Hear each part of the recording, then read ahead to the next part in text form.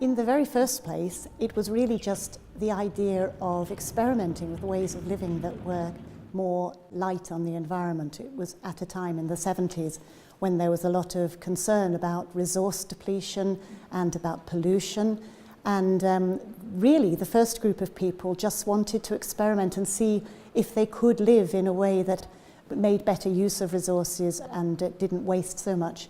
But very quickly they found people were so interested in what they were doing that they decided to open up as a visitor centre. It was only like 1 year after they established the site that they realised they may as well be open to visitors and then start running education programmes too. We are now in Llangwern Quarry, which is the Centre for Alternative Technology, or CAT. Now, CAT was founded about 45 years ago by Gerard Morgan Grenville to try and eke out and pioneer a better relationship between human beings and technology, so technology delivers more for the citizen, but also within the limits of the planet. The mission of CAT is to inspire, inform and enable people to live more sustainable lives. How that looks in practice is that we cater to many different people. So that ranges from, say, school pupils coming here right up to master's students and PhD students. Through its history, CAT did various iterations of showing how Britain could work on a zero carbon basis. And the most recent version of that is basically showing how that is possible using existing technologies, and that's the big move on from 40 odd years ago, is that these technologies are out there. It's about the imagination and the investment into scaling those up.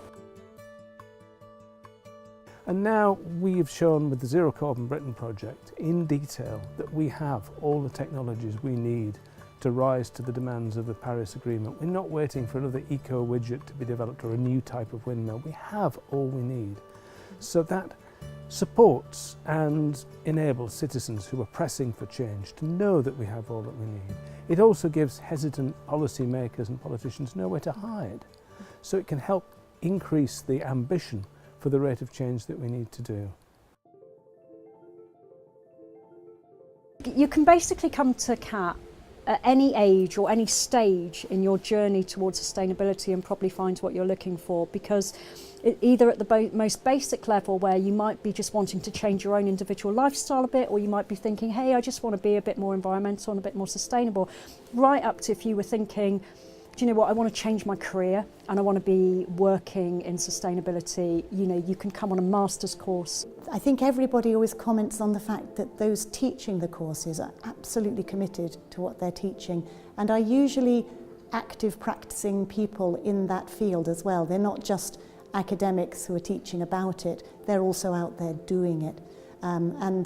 So you can get really great conversations going, people who are genuinely committed to what this is all about. It's really important people have a place where they can come and see all these ideas laid out for them, that they can get up close to them, see what a straw bale building smells like, look what a timber building can be. And it's one of the great things about CAT is you can do this sort of one-stop shop. You know, you can come here, you can see energy systems, you can see sustainable buildings, you can see what you can do in terms of having very productive growing areas in very small spaces. So that's one of the great assets of CAT, that in quite a small site we're able to show an awful lot.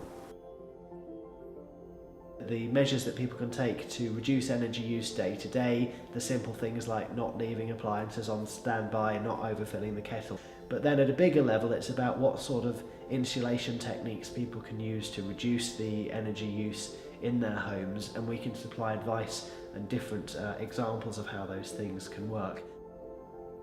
So when we're thinking about our own homes, we can think, well, where are we buying our electricity from? Because in this country we are lucky that we can actually change provider. So we can go and look for an energy provider that provides clean energy from a range of different renewables and switch. But also we've got to think about increasing the energy efficiency of our houses, now having a look, getting some advice from some experts, what can we invest in, what grant support is there to improve the amount of loft insulation or double glazing and so forth, so that the amount of energy we need in our house actually is minimal. I first came in the mid-1980s and I was just completely hooked. I felt as though I had come home to a set of people who really understood what was going on and weren't turning their eyes away from it. And yet who were also really having fun. They weren't in a joyless kind of way just being good or doing their duty, but they were finding creative, interesting ways to have a good life and do a lot better by the planet.